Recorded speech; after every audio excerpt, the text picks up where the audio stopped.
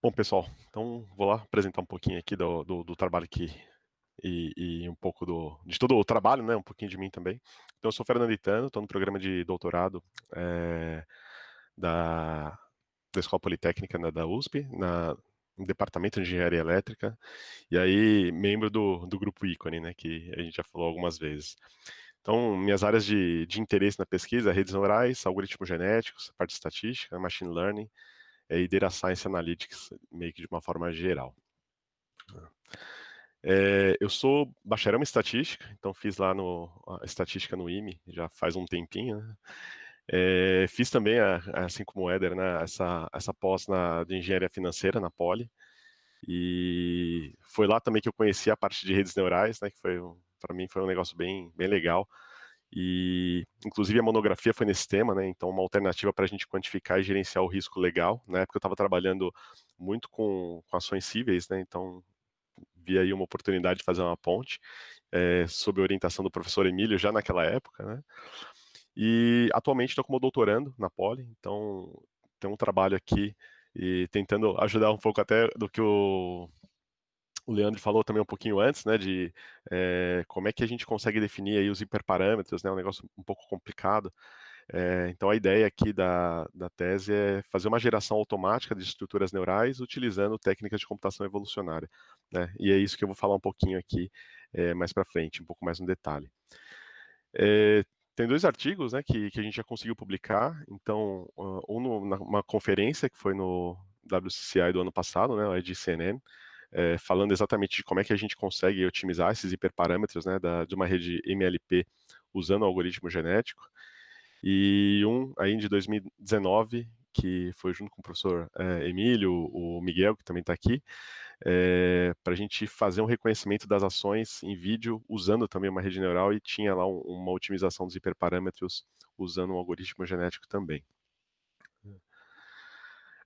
Bom, hoje eu sou gerente de ciência de dados no Banco Votorantim, o BV, né, agora é BV.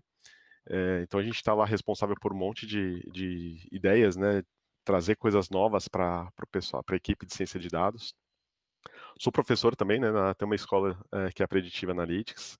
Lá a gente vai desde os fundamentos, né? A gente sabe que é importante aí todo mundo ter um pouco desse mindset de dados, né? Então, desde a parte mais de fundamentos até a parte de modelagem mesmo. E membro do Grupo Ícone desde 2014, aí, quando comecei essa jornada. Tá? Bom, especificamente sobre o projeto, a ideia da geração automática, né, de estruturas, né, de ajuste dos hiperparâmetros, é porque não tem mesmo, atualmente, embora tenham várias estratégias, não tem uma regra bem estabelecida, né? Não tem alguma coisa que a partir do seu conjunto de dados você já consiga definir que tem esse número de camadas, tem esse número de neurônios. Isso é uma coisa que é bastante ainda tá bastante aberto, né? E aí, juntando isso com a oportunidade, né, que a gente tem um poder computacional bastante disponível hoje, né, com um custo relativamente baixo. Então, o Google tem algumas plataformas que você consegue rodar coisas no Colab, e inclusive com GPU compartilhada, mas de qualquer forma é alguma coisa que acelera bastante. E mesmo se você for comprar, né, ou usar alguma máquina na nuvem também, hoje é bem mais acessível. E a hipótese é, será que a gente juntando essas duas coisas, colocando um algoritmo, né, de otimização que tem aí uma inspiração é, mais na evolução, né, teoria da evolução das espécies, na seleção natural, será que isso não ajuda a gente a escolher, né, um conjunto de hiperparâmetros que funcione bem para o problema? Então é meio que essa a nossa hipótese.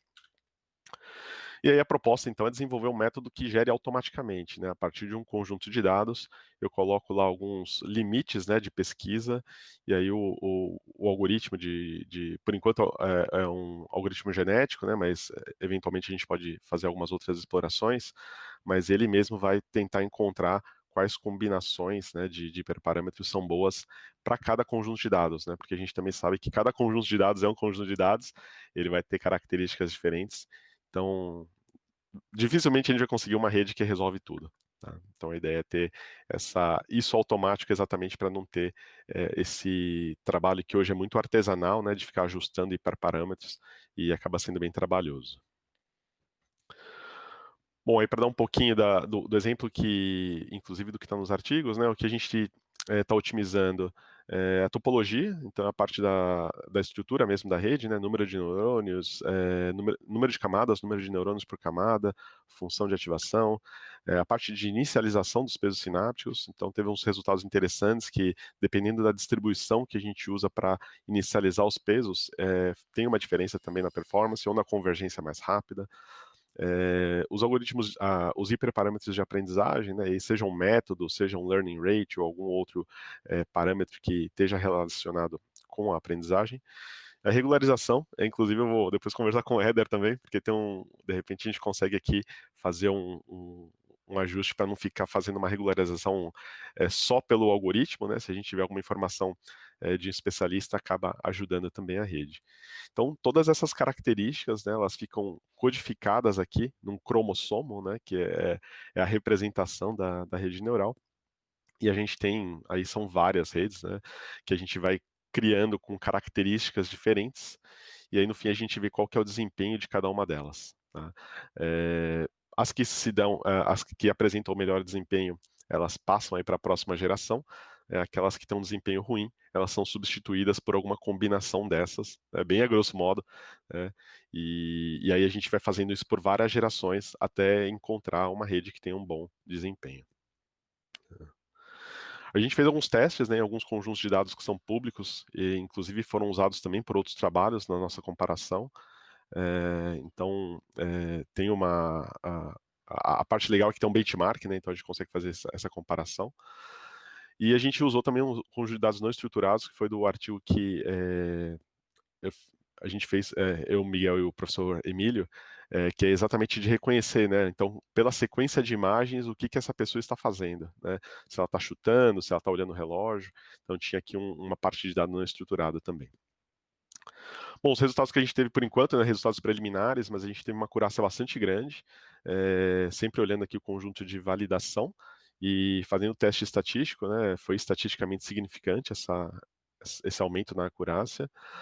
A gente teve também uma boa estabilidade em termos de desvio padrão, né? A gente, para garantir que o método ele funciona, a gente repetiu ele muitas vezes, né? E em todas as vezes a gente teve um resultado muito parecido no final. Então, essa parte boa, né? Não depende tanto do ponto de início, né? Do ponto de partida. E uma boa eficiência também. Então, ele foi um método com segunda menor quantidade de soluções avaliadas, que é um pouco até do que o Leandro falou, né? Não dá para a gente colocar lá e deixar uma semana rodando, né? Tem que ser alguma coisa que funcione relativamente rápido. Então, depende muito do poder computacional, né? Mas de qualquer forma, a gente conseguiu um resultado legal sem ter que avaliar muitas soluções, né? Foi a segunda menor quantidade. E aí, como possíveis próximos passos, né? Então, a ideia é a gente explorar aqui, essa figura aqui é mais ilustrativa, né? Mas a gente explorar como é que os hiperparâmetros se relacionam, né? Então, por exemplo, se a gente aumenta muito, talvez, o número de camadas e o número de neurônios, essa rede começa a ficar muito complexa, talvez eu tenha que colocar mais peso na generalização, né? Então, a gente está imaginando que tem algumas relações que a gente pode, de repente, já não ficar testando parâmetros aleatoriamente, cada um deles, né? Ter uma informação melhor. E avaliar também a utilização desse método em outras estruturas, né? Por enquanto a gente está focando nas redes MLP. Tá bom? Bom, era isso. Acho que passei meio rápido aqui, mas se alguém tiver alguma pergunta. Bem, as perguntas podem ser feitas pelo canal no YouTube, da live do YouTube. Opa, Posso fazer uma pode, pergunta? pode. Opa, Por favor. claro. Legal. Bom, parabéns, Fernando, pelo trabalho. Bem interessante, né? E fazer aquelas perguntas que sempre tem alguém que faz piada de tipo. Pode É que mandar. eu já fui vítima dela, aí depois que você é vítima uma vez, aí você tenta passar, né? Mas é a questão assim qual que é o trade-off entre você usar o algoritmo genético para tentar fazer encontrar os melhores parâmetros, o tempo que você gasta para isso, né? Porque o algoritmo genético ele tem toda, assim, demora, né? Sim. Em relação a você escolher os outros parâmetros, fazer isso de uma maneira mais artesanal, como você falou. O que a gente está imaginando é que tem um ganho em termos de conseguir reproduzir esse resultado, né? Assim, para alguém conseguir fazer esse ajuste, né, dos hiperparâmetros, entender como é que é essa relação, né? Se eu mexer aqui, qual que vai ser o desempenho da rede, esse profissional ele vai ter que ter uma experiência razoável, né, em conhecer como é que tudo isso funciona. E eventualmente, se tiver um outro problema, ele vai ter que fazer tudo isso de novo, né? Então, para cada problema, ele teria que repetir esse mesmo processo.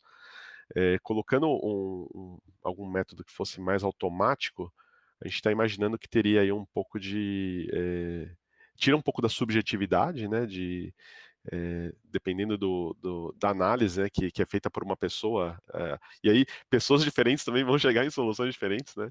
Então a gente teria aí um benefício de deixar isso um pouco mais objetivo, né? Com base, claro que tem toda a aleatoriedade envolvida aí no algoritmo genético também, mas ele ficaria, assim, as redes neurais elas ficariam mais disponíveis, né? A gente conseguiria ou pessoas que talvez não conhecessem tão profundamente o tema para fazer os ajustes, eles conseguissem criar um modelo que fosse potencialmente poderoso e teoricamente de uma forma mais controlada, né? Usando um método mais pré-definido. Entendi. Legal. Obrigado aí pela resposta. Valeu. Eu tenho uma pergunta rapidinha, acho. Daí a gente já pode ir para a próxima apresentação, que já vai ser a Catarina que vai apresentar. Legal. A minha pergunta era se, quando vocês fizeram naquele artigo a otimização para aqueles diferentes datasets, era a mesma rede neural que vocês estavam otimizando? Ou eram esses daí? Ou são redes diferentes? São redes diferentes. Então, para cada conjunto de dados, a gente começou do zero. Então, tem lá os parâmetros, né, de limites, né, dos hiperparâmetros que vão ser testados, mas a gente começa o processo do zero. A gente não Então, para chegou a cada uma pensar em delas. reaproveitar. Entendi. Então, para cada uma delas vai ter meio que um encode, né, do que seria o genoma de cada uma delas, né? Porque vão ter parâmetros diferentes, certo? Ou não? No cromossomo a gente acabou colocando mais as características da rede e eu acho que não entrou nem assim, a parte de entrada, né, que é o que varia em função do conjunto de dados, mas dali para frente ele está no cromossomo. Então, meio que a representação ela acaba sendo a mesma para todos os conjuntos de dados. Mas o que está ali dentro, né, de cada cromossomo aí vai mudando de acordo com o problema. Ah, tá. Entendi, acho. Só para talvez deixar um pouquinho mais claro, né? O número de cromossomos, né, representando as características da rede, eles são sempre os mesmos. O que muda só é se de repente um tem mais camadas, o outro tem mais neurônios por camada, mas a estrutura da representação ela acaba sendo sempre a mesma. Ah, sim, entendi. É porque eu estava pensando que algumas delas, por exemplo, poderiam usar redes convolucionais, outras ou apenas MLP, e isso não seria representado pelo cromossomo, né? Por enquanto a gente explorou mais a MLP, Aham. e aí se a gente for explorar outras estruturas, aí eu estou imaginando que talvez tenha que ter uma representação diferente, né? Porque aí muda bastante as características. Ah, entendi. Ah, então todas elas pelo menos eram MLP. Não Isso, tinha. sim. Ah, tá bom. Entendi. Tá claro. Por enquanto, sim. Tá bom. Beleza.